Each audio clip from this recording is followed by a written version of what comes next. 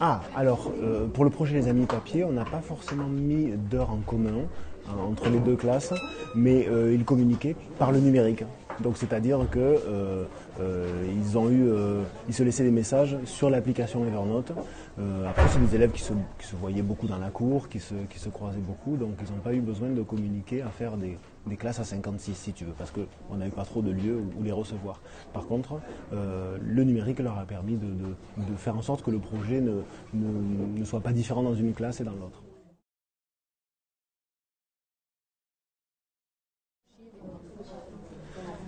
Alors, la documentaliste de l'établissement a été très importante puisque c'est elle qui a fourni tout le fond documentaire. On a fait une visite aux archives de la ville de Pau. Et ensuite, les élèves ont amené des objets souvent. Alors, c'était des fois des objets avec du papier, donc on peut peut-être dire que c'est des archives, mais c'est aussi des archives sous forme d'objets. Un casque, un briquet, un petit carnet qui appartenait à un grand-père. Donc, on a pris tout ça en photo, c'est dans le livre, et ça nous a aussi inspirés.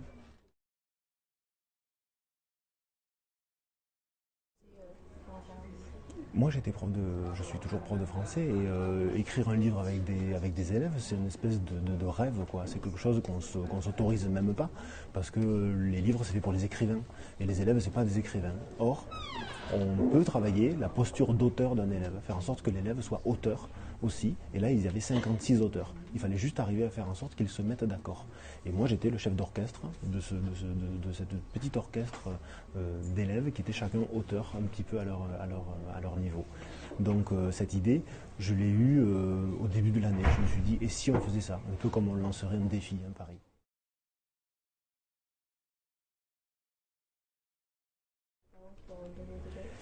Non, les élèves ont écrit tout ça en classe et alors on avait pour chaque lettre une trame, c'est-à-dire on savait exactement ce qu'il devait se passer, ce qu'il devait se dire. Et après, il fallait développer. Comme une rédaction, quand le prof dit ça fait 3 lignes, il faut que tu en fasses 20 lignes. Et donc, il développait, il rajoutait des adjectifs, il rajoutait des petits détails. Il fallait que ces détails soient réalistes.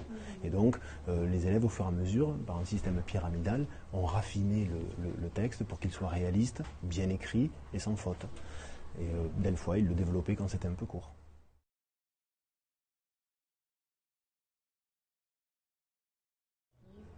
Non, on a eu cette chance finalement, c'est qu'on a communiqué sur un média qui est Twitter. Et à l'époque, Twitter n'est pas ce qu'il est maintenant.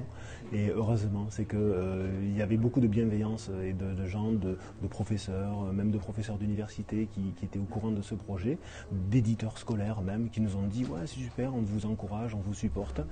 Personne n'a critiqué ce truc-là. Ça serait peut-être différent si on faisait une vidéo sur YouTube maintenant. Il y aurait des haters qui peut-être qui diraient du mal par jalousie ou par bêtise.